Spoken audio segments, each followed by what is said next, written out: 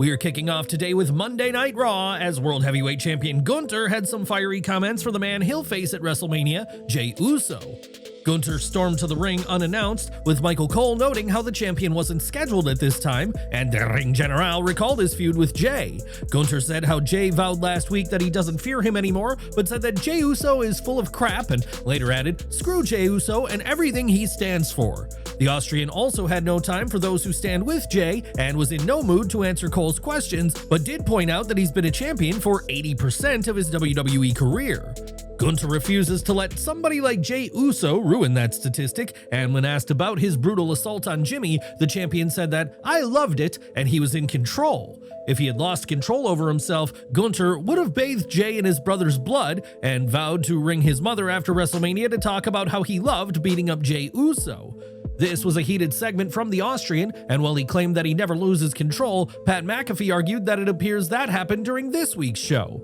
Gunther has vowed to walk out of WrestleMania still the World Heavyweight Champion, as the Ring General is ready and willing to break a lot of hearts inside Allegiant Stadium. Jey Uso also had things to say on Raw, as he said he's fighting for himself and his family at WrestleMania Saturday, but declared that Gunther is running scared. Do you think Jey has successfully gotten under the skin of Gunther? Who do you see leaving WrestleMania as the World Heavyweight Champion? Share your thoughts down below. The main event segment on Raw was saved for the three superstars who will be headlining WrestleMania 41 Saturday, those being Roman Reigns, Seth Rollins, and CM Punk. Punk approached Heyman backstage, noting that his best friend looked stressed moments before Roman Reigns pulled up, and the OTC was not happy to see his wise man. Reigns walked to the ring, leaving Heyman to try and catch up, and in front of the Sacramento crowd, Reigns refused to take the mic from Heyman, instead grabbing one of his own. This was another demonstration of the tensions between Reigns and the man who's been by his side for years, and Reigns said that the fans in California would never betray him, unlike some. This was a pointed line aimed directly at Heyman, and when Reigns asked Heyman why he betrayed him, this earned a "you f***ed up" chant from the fans in the Golden One Center. WWE tried to censor this chant, but their cue kept missing the mark, so instead of silencing the profanity, it was the word "up" that continued to be censored during this segment. Heyman was booed as he tried to defend his actions, saying he hasn't betrayed Reigns but is paying back a favor that he owed to CM Punk, but Reigns wasn't interested in excuses. Roman said then that he's the only one getting screwed over in this favor, and that he doesn't need favors but takes what he wants, and it wasn't long before Seth Rollins came out. Further hyping up the triple threat, Rollins said that the winner of this triple threat match will define the future of WWE, and Rollins lambasted Reigns being a part-timer. Rollins said that the business would also die if there were more people like the Tribal Chief involved, and added that the WWE will die if CM Punk is able to win at WrestleMania. This only made fans chant for CM Punk even more, and Rollins argued that favors are a choice, claiming that Heyman can choose not to give Seth his favor back after sparing his life last week. Tired of talking, Reigns clotheslined Rollins and sent him out of the ring before shoving Heyman to the mat, a shocking moment that brought out CM Punk. Reigns and Punk brawled before Punk clotheslined the OTC over the top rope, but when Punk checked on Heyman, this gave Reigns the chance to recover and spear him. Reigns delivered a beatdown to Punk before being struck in the back with a chair by Rollins in an homage to the chair shot that started off this whole thing back in 2014. Rollins nailed a stomp to Punk and Reigns to send a final definitive message, and it'll be the Architect who walks into WrestleMania 41 with the momentum. This was a red-hot segment to end Raw, and it's worth noting that this conflict Heyman is under, CM Punk was the one who put him in this position by requesting the favor he did. Punk didn't give Heyman a choice, and similarly, Roman Reigns isn't giving him much of a choice either, and the only person giving Paul a choice in all of this is Seth Rollins. Heyman can choose whether to give Seth a favor for last week or not, and one has to wonder if this is setting up for Heyman leaving WrestleMania as the newest ally of the Architect. But what did you think of this segment? Whose side is Paul Heyman truly on, and will it play into the finish of this Saturday's main event? Let us know down in the comments section below. Karrion Kross was in action during this week's Raw against AJ Styles, but a notable change for the NXT champion came during a commercial break. While the ads were playing, Kross got his old entrance back, complete with Scarlett leading him to the ring, and the former NXT champion was given the fall and pray treatment. After being missing from in-ring competition for some time, Kross delivered in this match, which is hardly a surprise given who he was sharing the ring with. On commentary, Michael Cole highlighted that Kross got specific tights made for this match with Styles, and the tights were made by the man who designs the gear for AJ as well. There was a concerning moment where Kross grabbed his knee and seemed injured, and while Scarlett showed concern, this was a ruse, allowing Kross to regain control in a clever move. This was also a nod to AJ's Liz Frank injury from last October, but despite all of this, it was Styles who got the win, but the finish of the match has had everyone talking.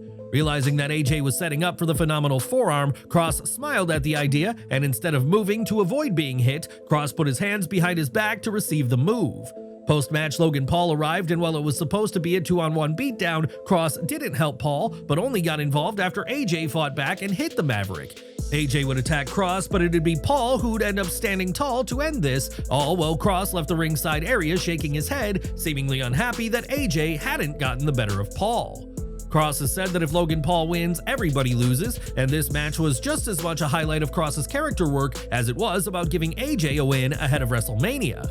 Whether this leads to something bigger for Kross and Scarlett post-WrestleMania, that remains to be seen, but the former NXT champion was a tour de force on this week's Raw. Now, since social media became a thing, fans have shared their hot takes on the world of pro wrestling, with countless fans sharing their issues with WWE over the years. While WWE has certainly improved in recent years, there's still no shortage of criticism, but Triple H isn't sweating what fans online have to say. Speaking to the Flagrant podcast, WWE's chief content officer shared his brutally honest take on fans who complain on social media, as he said, "The internet's not real life, right? And the bitching and the complaining that is on there is not real life. Like, you could read the internet and it'll sound like this thing is dead. It's not." The game used Cody Rhodes as an example, saying that while fans have claimed that Cody has jumped the shark and is dead as a face, Rhodes still gets massive reactions each week. Triple H also brought up Jey Uso, someone who many fans believe isn't worthy of the spot he's in, but the merchandise sales and yeeting heard worldwide is impossible to ignore. While the opinions on social media may be loud, the reactions at WWE events are much louder, and Triple H knows which group of fans he'd rather believe when it comes to feedback on the show. But what do you make of Triple H's comments? Is he right to not prioritize what those online have to say? Let us know your thoughts and feedback down in the comments section below. In recent years, WWE has been prioritizing the first W in its name, and during the Flagrant podcast, Triple H shared details about the company's plans to go overseas. In addition to highlighting this August's Clash in Paris event, the game shared that WWE will be returning to Perth, Australia down the line, the home of last year's Elimination Chamber event. Triple H also highlighted the Saudi deal and WWE's upcoming return to the Middle East before sharing the bombshell news that a WWE event in Mexico is in the works. Though a PLE has been rumored for a while, this is the first time WWE's chief content officer has flat out confirmed a Mexico event, exciting fans in a country rich in wrestling history. Triple H added that WWE hasn't touched South America yet, but that could change soon enough. And where would you like to see WWE go next? Let us know below. Now, WrestleMania 41 is mere days away, but with WWE boasting a stacked roster of talented wrestlers, not everyone will be making it on the card. On Twitter, a fan shared their issue with Braun Strowman not making the show and highlighted that Braun has always done what WWE has asked of him in the past. This fan clearly feels that Braun is owed a role this weekend, but in response, Braun appreciated the support but made clear that he's just doing my job. Chelsea Green is also not set to appear at WrestleMania yet, and when asked about her status, Sean Ross Sapp said that as of last week, a women's US title match isn't set for the card. With that said, Sapp said things could change and wouldn't be surprised if Green was put in a skit or segment at WrestleMania to placate fans angry that the US champ has been snubbed. In fact, Fightful Select has reported that there have been a few pitches for Green to host WrestleMania, a role that'd allow her to have multiple appearances this weekend.